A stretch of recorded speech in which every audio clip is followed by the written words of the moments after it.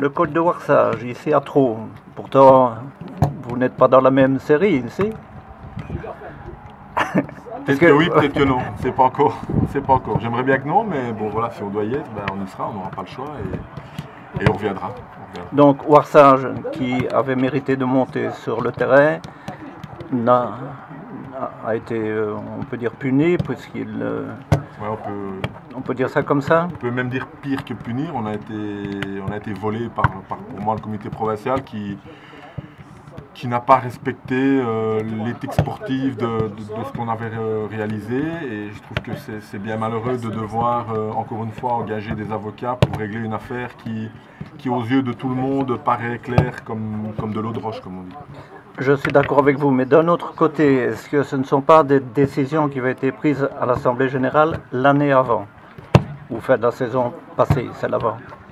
Ça, je ne sais pas bien, mais ce que je veux dire, c'est que pourquoi est-ce qu'on nous a laissé jouer le tour final, qu'on nous a laissé gagner le tour final, qu'on nous a inscrit dans une série de P1, qu'on a sorti les calendriers, et puis quand tout est terminé, on décide d'appliquer un règlement qui pour moi était d'application, mais qui aurait dû être appliqué bien plus tôt, et surtout aux deux séries qui étaient la P1 et la P2. Pourquoi avoir laissé une équipe gagner le tour final en P1 et dire clairement qu'eux ont le droit d'aller jouer à l'étage supérieur et que nous on a fait le travail et qu'on ne peut pas y aller?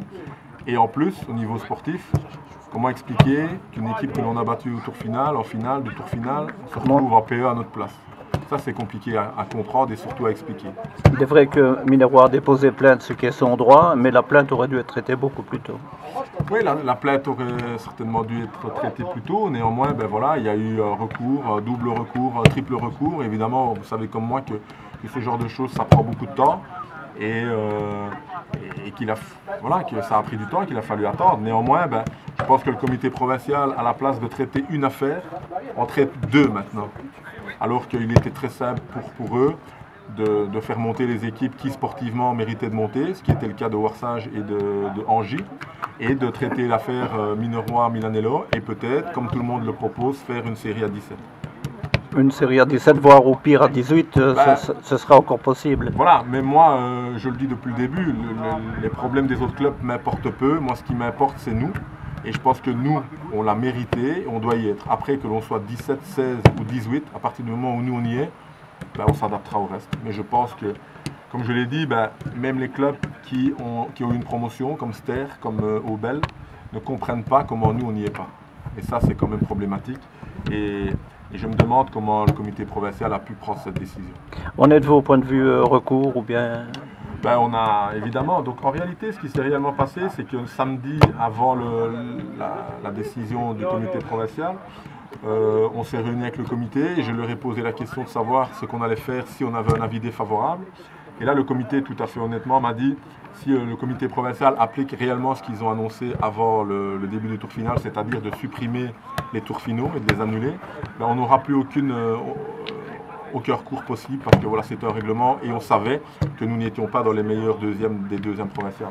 Maintenant, quand on a appris la manière dont ils ont traité... C'est ce dont je vous parlais tout à l'heure. Voilà, et là on n'aurait rien fait parce qu'on connaissait les règles. Maintenant, la manière dont ils ont amené ça mardi au comité provincial, c'est complètement irréel. On a laissé la série de PA, on n'y a pas touché, et la P2, on a fait un chamboulement incroyable. Comment est-ce qu'on peut comparer, par exemple, une équipe de Minervois qui joue la descente en P1 avec une équipe de P2 qui joue la tête? On a comparé des pommes et des poires, et ça, c'est pas possible. Et là, je pense que, au niveau juridique, ben, je pense que ça, c'est une erreur.